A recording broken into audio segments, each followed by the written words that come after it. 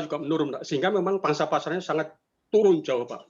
Nah, sementara sebetulnya daya saing kita, Pak, artinya kemampuan kita itu sangat kuat, Pak, dari segi kompetensi karyawannya, dari segi reputasi dan lain-lain, Pak. Nah, sementara kalau itu kan berarti strateginya kan kombinasi, Pak, ya, kalau menurut teori tadi, Pak, ya.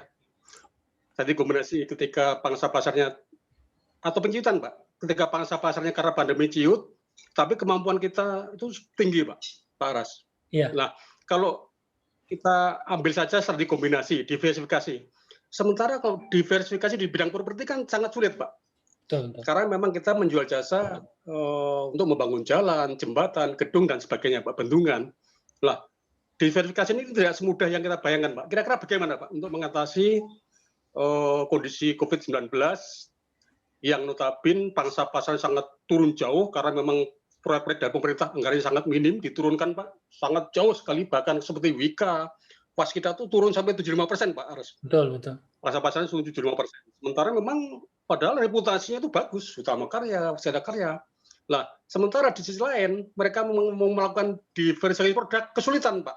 Membangun jalan tol juga sulit, membangun beton juga terkendala masalah pangsa pasar. Ini gimana, Pak? Cara-cara untuk mengatasi hal seperti ini, Pak? Mungkin gitu, Pak Aras. Dari teori tadi, strategi tadi.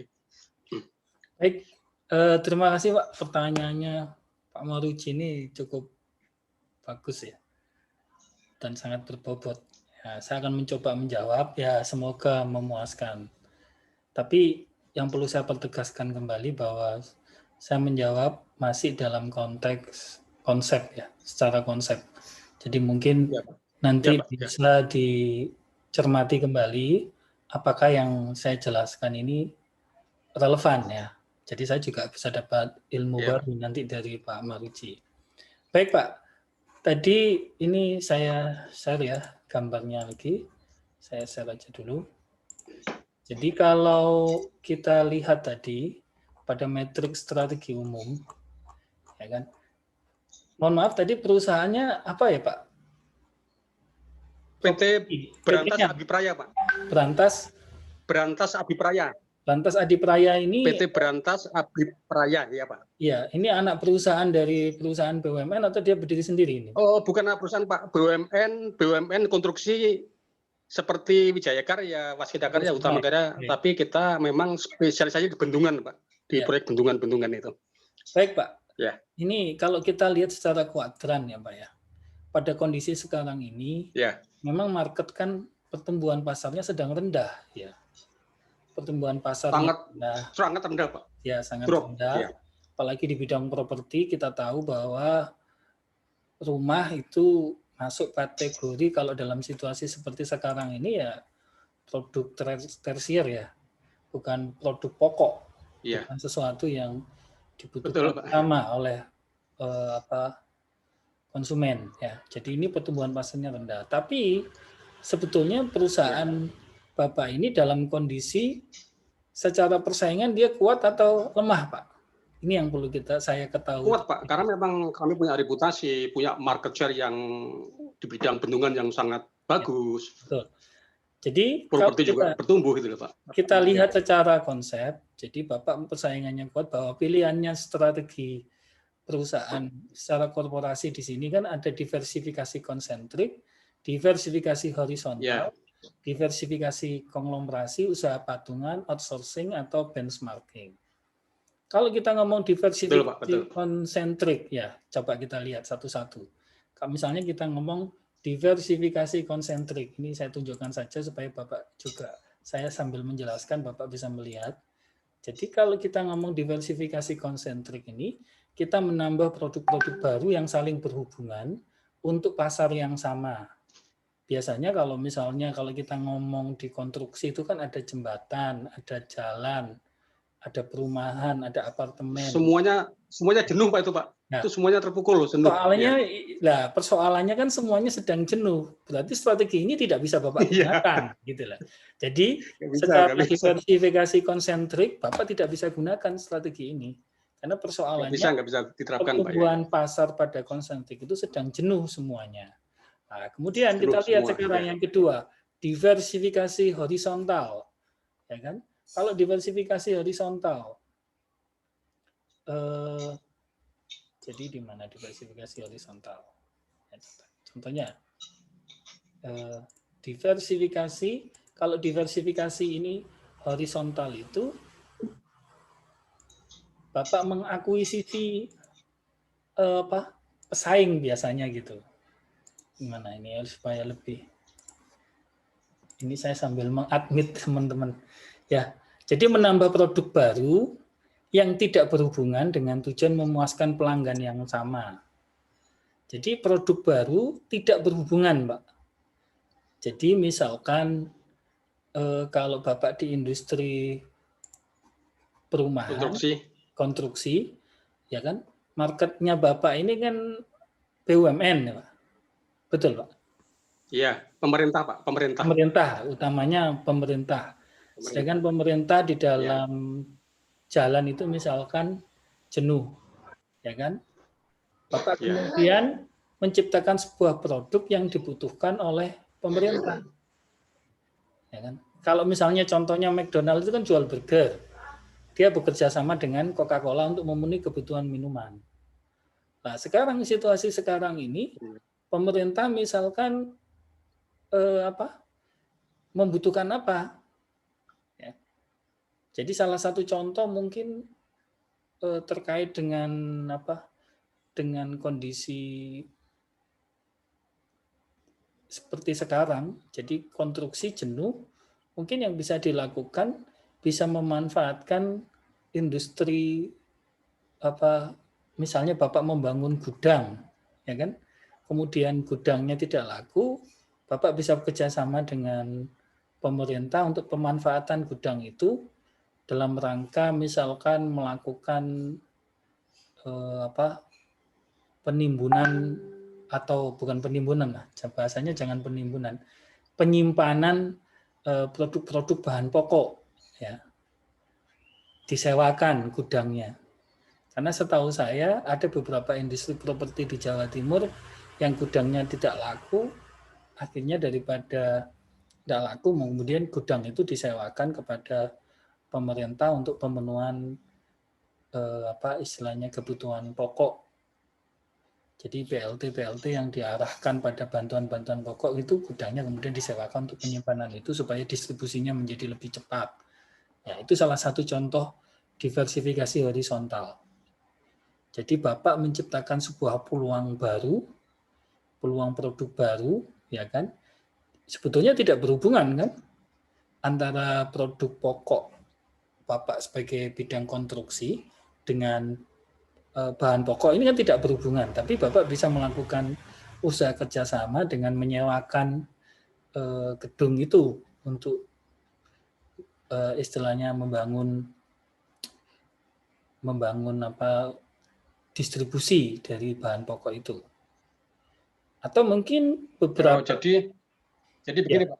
Mungkin saya komen sebentar. Silakan, Pak. Jadi yang dimaksud strategi diversifikasi horizontal itu adalah memang menambah produk baru yang tidak berkaitan dengan core business gitu, Pak ya. Iya, tapi pelanggan yang di bidang konstruksi bisa memanfaatkan gitu loh, Pak.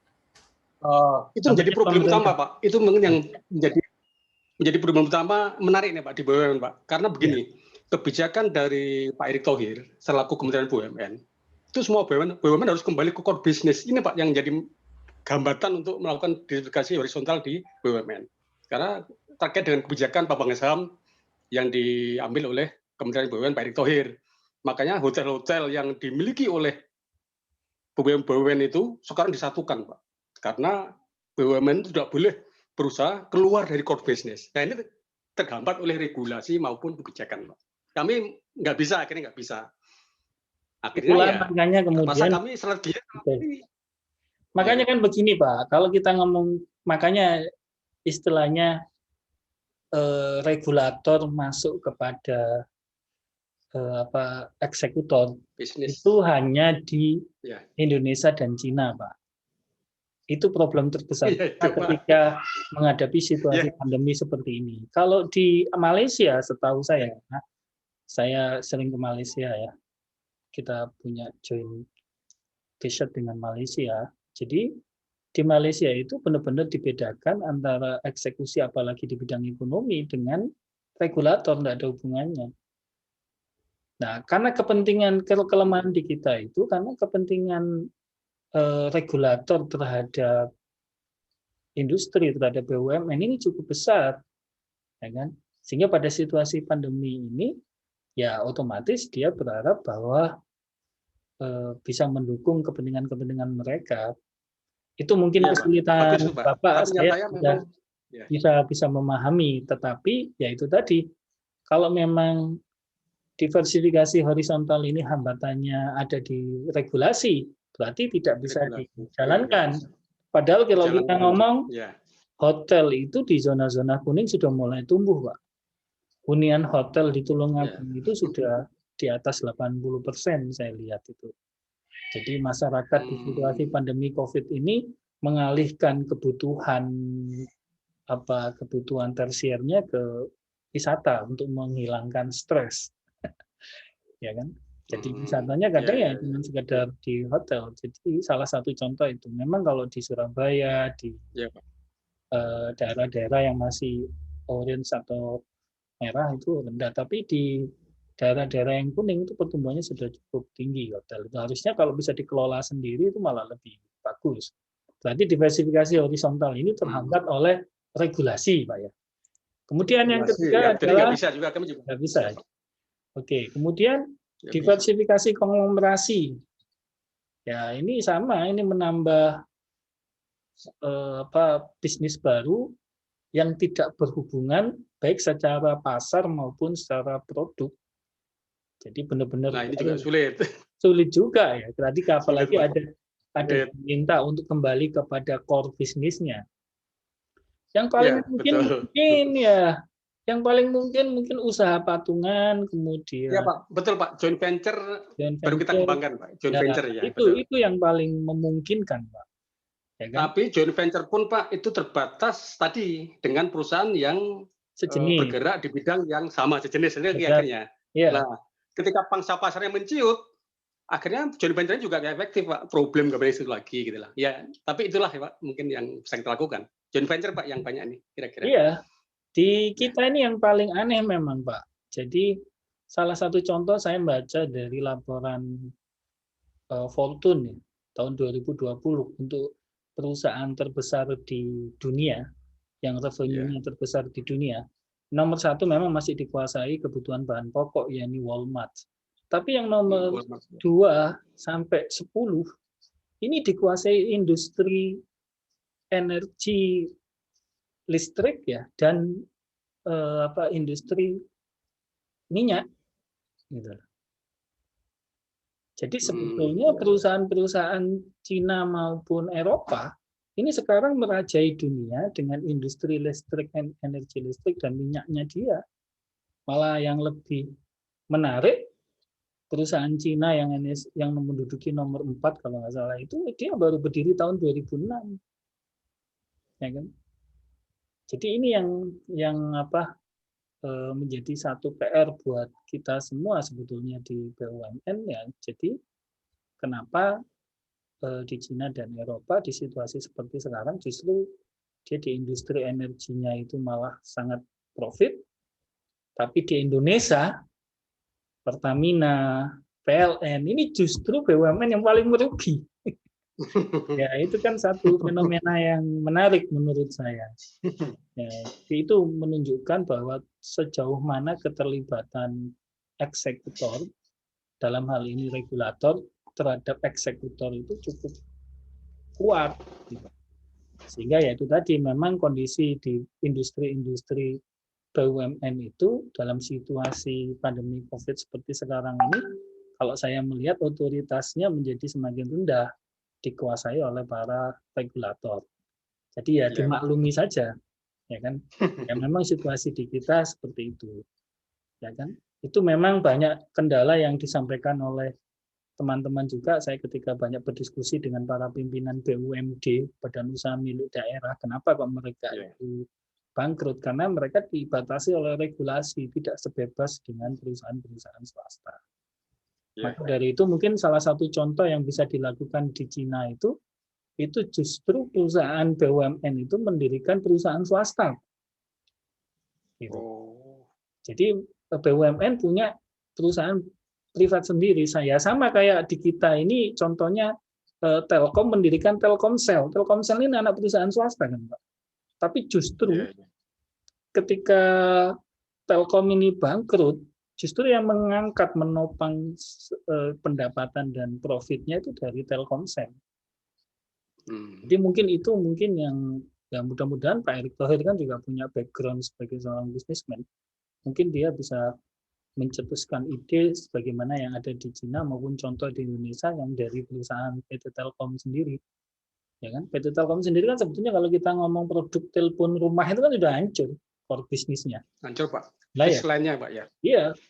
Justru yang perusahaan swastanya itu yang kemudian meningkat bagus, ya kan? Dan itu menyelamatkan muka daripada PT Telkom. Mungkin itu Pak pertanyaan ya, saya hanya bisa menjawab sesuai kuadran ini ya. Ini salah satu contoh ketika kita menghadapi situasi dan apa yang harus kita lakukan pada strategi korporasi kita. Nah, ini matriks strategi umum ini bisa dilakukan. Yang relevan untuk kasus tadi sepertinya Pak, ya usaha patungan Pak. Memang kita lakukan, kita rintis ya. Ya kan? Karena ya itu tadi kalau kita ngomong strategi itu pasti jalan pikirannya pasti sama Pak. Karena memang metodenya sama gitu loh. Makanya kita buat kuadran matriks strategi umum seperti ini. Jadi ini juga bisa dilakukan pada perusahaan-perusahaan yang lain. Baik, itu Pak yang bisa saya jawab. Mungkin yang lain. Terima kasih Pak Rasi ya. Ya, sama-sama Pak. Mungkin dari Bapak Ibu yang lain ada yang mau ditanyakan? Pak Abdul Hamid? Pak Teguh, mau tanya Pak? Ada yang mau ditanyakan? Belum Pak. Ya. Pak Rosidi, silakan. Ya. Jadi ini kalau penekanan strategi korporasi yang bisa digunakan memang apa yang disampaikan. Kalau saya sih lebih menggunakan metodenya GLUEC ya, karena GLUEC ini bapak manajemen, dia dari Harvard University, jadi menurut saya lebih komparatifnya lebih kuat, ya kan? Kalau ini dari UGM ini, ya kan? Ini dari UGM pengembangan sendiri, Pak Mudrajat Kuncoro ya.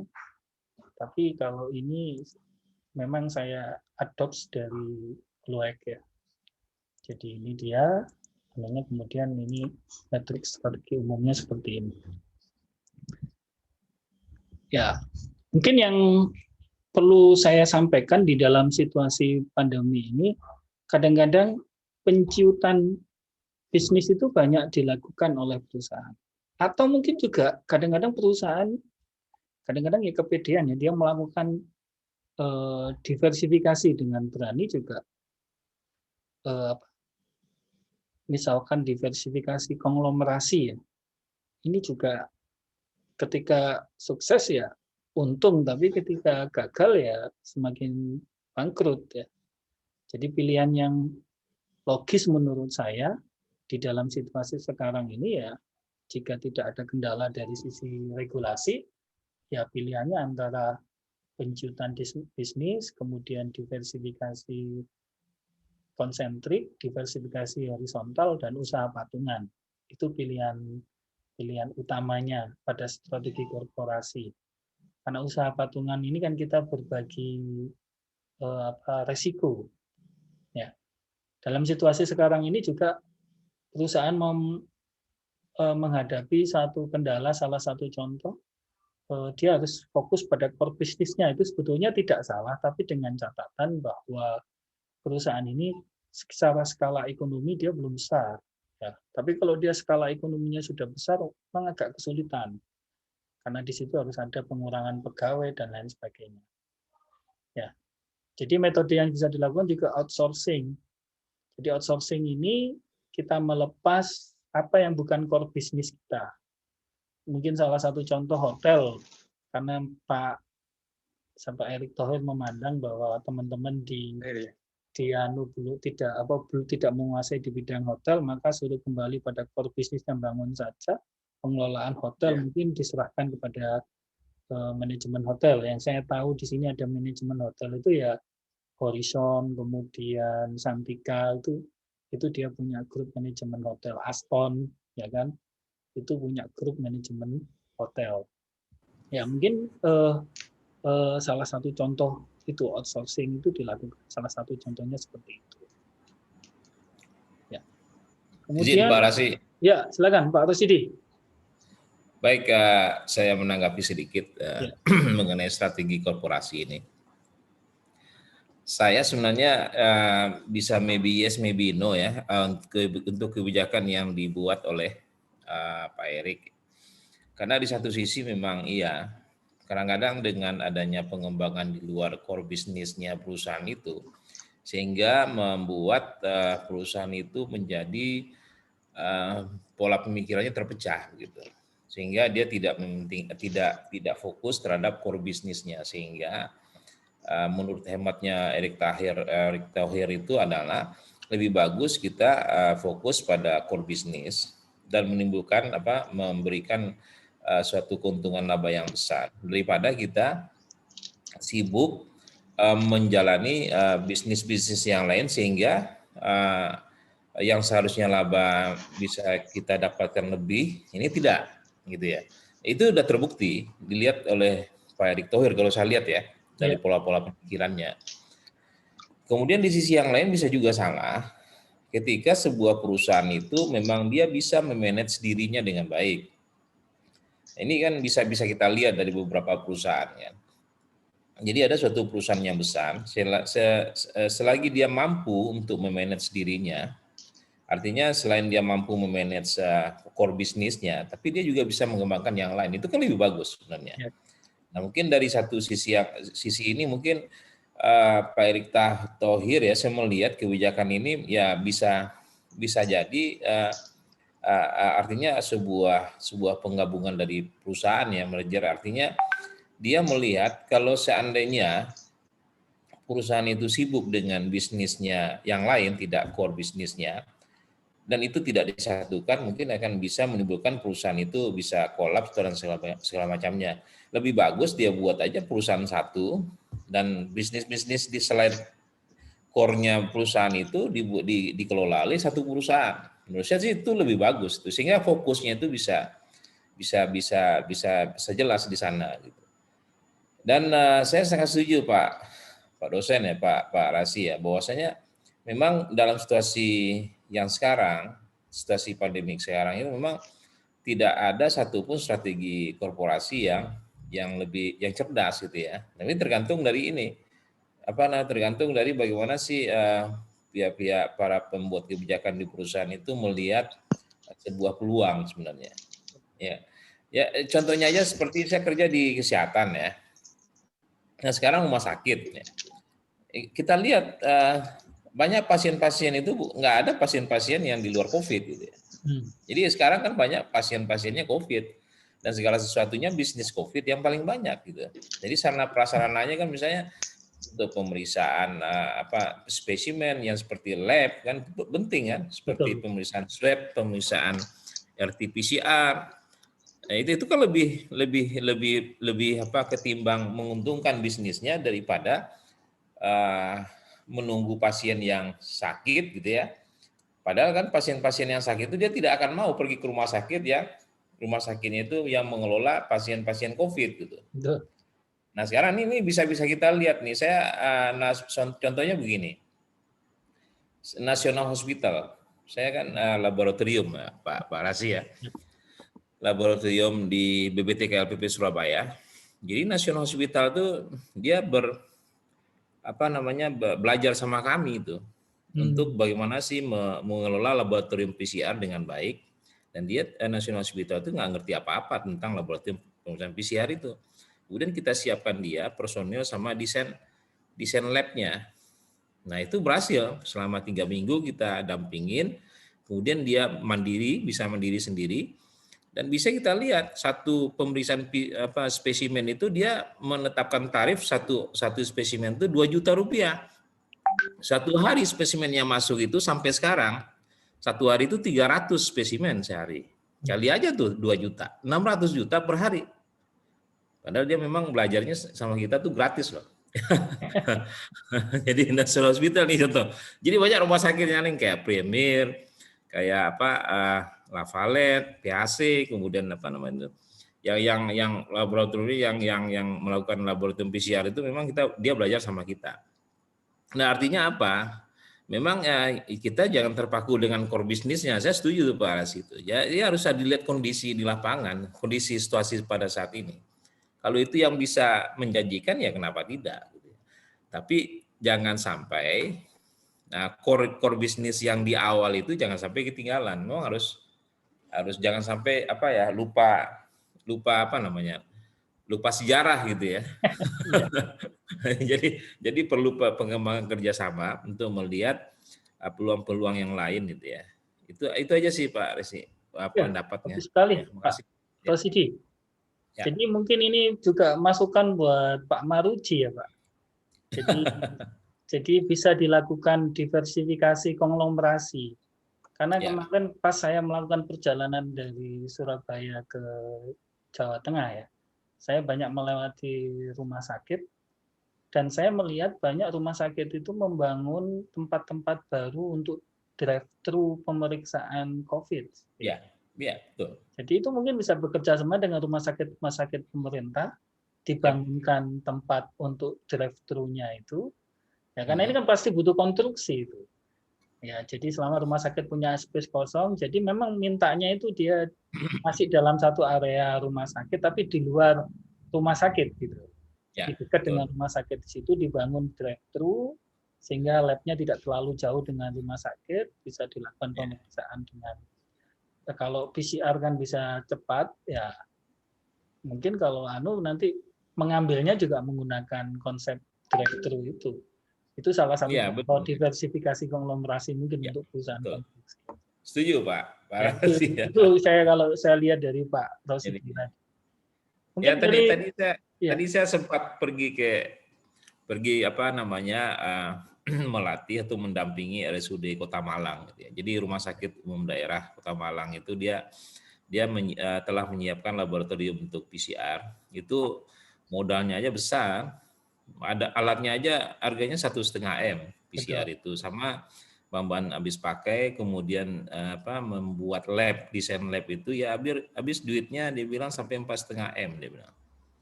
Nah saya nggak tahu tuh apakah gratis untuk pegawai, tapi untuk pasien-pasien yang lain mungkin nggak gratis kali ya. Tapi menurut saya sih bisnis yang seperti itu sih bagus sih sebenarnya. Itu tuh bisa maju itu, karena memang pada kenyataannya kan sampai sekarang kan pandeminya kan nggak habis-habis. Ya karena kalau kita sebelum pandemi itu kan BUMN itu bekerja sama dengan swasta. Jadi dia bangunkan, jadi sebetulnya kalau kita lihat banyak developer itu kerjasama dengan BUMN untuk membangun apartemen, ya kan?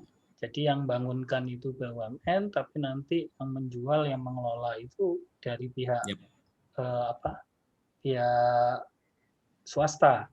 Nah, salah satu contoh mungkin nanti kita bisa menciptakan misalnya dengan konsep drive-thru itu kan bisa sewa ya, bisa sewa tidak selalu harus dengan membayar di muka. Jadi perusahaan bisa sewa. Tapi kalau misalnya kesulitan modal ya bisa dilakukan dengan cara mungkin DP-nya atau uang mukanya itu yang digunakan untuk membangun, profitnya itu yang kemudian dicicil oleh si pembeli. Biasanya begitu. Ya, makasih. Mungkin ada pertanyaan dari yang lain? Silakan. Silakan, Bapak Ibu. Ada pertanyaan?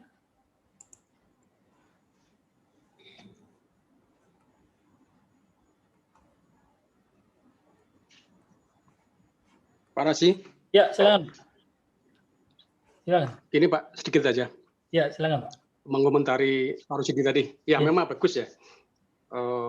Sebuah korporasi dan juga BUMN itu memang harus agile, harus lincah untuk menangkap peluang-peluang bisnis karena masa COVID. Tapi kan kembali kepada basic teori Pak Rusidi dan Pak Arsi ya. Ya. Bahwa memang strategi itu kan arahnya jangka panjang.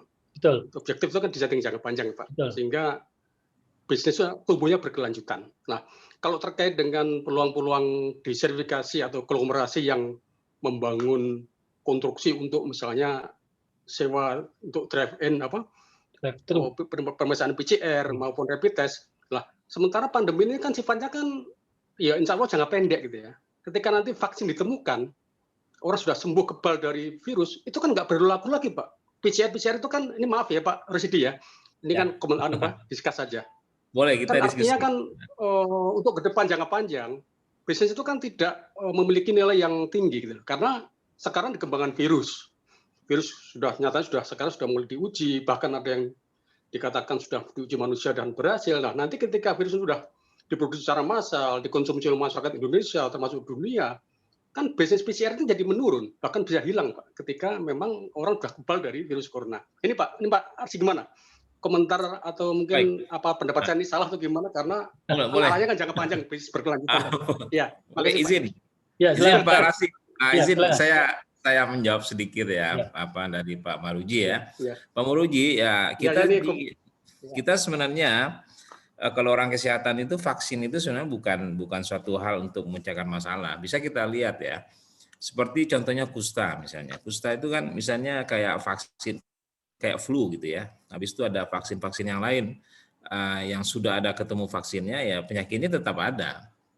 Tapi yang jelas sekarang ketika adanya COVID ini, ketika orang dioperasi itu dia wajib untuk dilakukan pemeriksaan COVID. Jadi artinya apa? Ada standarisasi ketika orang tuh dioperasi itu harus ada pemeriksaan COVID. Karena vaksin itu hanya bertahan untuk 6 bulan sebenarnya. Kemudian 6 bulan lagi harus divaksin lagi, kemudian dia tidak seperti misalnya divaksin sekali habis itu dia kebal, enggak. Dia sama dengan vaksin ini ya, kayak flu biasa itu kan misalnya kalau orang pergi ke Arab Saudi, dia kan divaksin flu itu tahannya cuma 6 bulan sebenarnya. Dan itu divaksin lagi, sama dengan vaksin COVID yang sedang dikembangkan sekarang. Nah, dalam rangka seperti itu memang dari standar untuk layanan kesehatan, orang itu harus dipastikan dulu ketika dokter akan melakukan sebuah intervensi terhadap dia. Jadi dokter itu akan bisa melakukan sebuah operasi apalah namanya, tapi dengan syarat orang itu bebas dari COVID. Nah, bisnis yang seperti ini kan dia sampai kapanpun dibutuhkan gitu ya. Jadi sampai kapanpun gitu. Jadi dia memang nggak bisa sebentar gitu, nggak. Dia karena memang itu dibutuhkan ketika untuk memastikan bahwasanya orang ini bebas dari COVID, karena memang COVID ini adalah virus yang betul-betul sangat menular gitu, sangat menular, sehingga dengan droplet dengan udara aja sudah bisa menulari orang. Nah, ini untuk pemastian seperti ini maka perlu di setiap rumah sakit itu perlu adanya lab-lab yang untuk pemeriksaan PCR. Gitu Pak Maruji. Tapi memang vaksin itu memang tidak menyelesaikan masalah. Artinya kan dengan adanya vaksin habis itu kita bebas, enggak gitu ya. Jadi ini tetap. Tapi yang maksud saya tadi adalah di awal memang seharusnya perusahaan itu dalam kondisi yang sekarang itu harus bisa pintar untuk melihat peluang-peluang yang ada, peluang-peluang bagaimana dia tetap bertahan hidup gitu. Jadi sekarang kan banyak perusahaan yang sudah tewas gitu ya. Tapi emang bagaimana perusahaan itu bisa mengembangkan diri melihat peluang yang ada, tapi tanpa menghilangkan core bisnis dia sebenarnya. Saya tuh menangkapnya seperti itu sih dalam pembelajaran ini. Demikian Pak Rasli, Pak Maruji. Saya tambahkan Pak ya. Jadi kalau boleh saya tambahkan bahwa kalau boleh jujur, sejak mulai Adam Smith itu dia sudah Max Weber, Adam Smith, tokoh-tokoh ekonom Machiavelli itu sudah mengatakan bahwa kalau kita ngomong bisnis, akar dari munculnya sebuah bisnis itu sebetulnya dua persoalan. Yang pertama adalah kebutuhan akan kesenangan, yang kedua adalah kebutuhan akan ketakutan. Dan inilah yang diciptakan. Dan sebetulnya COVID-19 itu kan bagian dari sebuah bisnis ketakutan. Jadi meningkatkan rasa khawatir. Kalau boleh percaya ataupun tidak, sekarang kesadaran market, kesadaran masyarakat akan kebutuhan higienis dan privacy terhadap dirinya itu semakin tinggi, proteksi terhadap dirinya semakin tinggi. Sehingga kalau konsep drive-thru itu nanti tidak hanya terjadi di makanan, tapi hampir di semua aspek itu masih akan tetap digunakan. Karena masyarakat itu akan ketakutan itu tidak akan hilang gitu loh. Karena dia sadar bahwa nanti COVID-19 selesai bisa jadi muncul virus-virus yang lain. Karena memang isunya kan itu diciptakan. Ya memang sejak zaman Adam Smith sudah mengatakan itu gitu loh. Jadi bisnis itu tumbuh karena dua faktor itu. Untuk kesenangan dan karena faktor ketakutan. Jadi sebetulnya kalau boleh jujur, kalau kita bisa melihat sebuah peluang, mana yang bisa menciptakan kesenangan, dan mana yang bisa menciptakan sebuah ketakutan, di situ ada bisnis yang cukup besar. Ya kan, itu sudah zaman lama, itu zamannya Adam Smith, bapak ekonomi dunia itu sudah mengatakan itu. Jadi kalau situasinya seperti sekarang ini ya kita nggak kaget. Tapi jangan khawatir Pak, jangan jadi dengan contoh drive-thru itu tidak akan berhenti hanya karena persoalan COVID. Karena sudah merubah karakter new normal ini kan merubah karakter perilaku masyarakat kita. Jadi untuk melakukan personal touch itu kan dihindari mereka. Jadi pasti drive-thru itu akan sangat dibutuhkan nanti. Ya kan? Karena itu paling aman. Salah satu contoh sekarang orang lebih cenderung restoran itu meminta prasmanan ya kan. Karena dia supaya bisa melayani sendiri. Yang pasti dia tahu bahwa makanannya higienis, kemudian dia melayani sendiri. Bahkan ada yang membawa kalau orang Tionghoa itu saya tahu sejak awal itu kalau pergi makan itu dia bawa piring sendiri, sendok sendiri, kemudian gelas sendiri, ya kan? Itu mereka untuk hanya memastikan higienis saja. Karena dia tidak yakin dengan apa yang ada di orang lain. Jadi jangan khawatir Pak, kalau membangun drive-thru itu nanti pasti akan bisa dimanfaatkan untuk tidak hanya COVID-19 karena penyakit influenza itu juga virus juga kan influenza itu. Ya kan? Cuman tidak mematikan gitu aja. Tapi sebetulnya kalau dalam jangka panjang itu sudah merubah perilaku dan perilaku akan merubah konsep bisnis yang ada. Jadi itu mungkin yang bisa saya tambahkan ya Pak Maruji. Jadi kita terima kasih Pak. Itu bisa digunakan kalau menurut saya, ya kan? Makanya sebetulnya kayak orang butuh sekarang dalam kondisi situasi yang ketakutan ini orang juga butuh banyak kesenangan, ya kan? Makanya media-media banyak menyediakan film-film melalui Android dan lain-lain, itu kan jadi pangsa pasar baru terhadap orang yang ketakutan untuk menumbuhkan sebuah kesenangan di dalam dirinya supaya imunnya meningkat, ya kan? Jadi itu pasti bisnis itu di mana ada kondisi ketakutan, di situ ada muncul peluang bisnis. Di mana orang butuh kesenangan ya di situ muncul peluang bisnis. Baik, mungkin ada yang lain?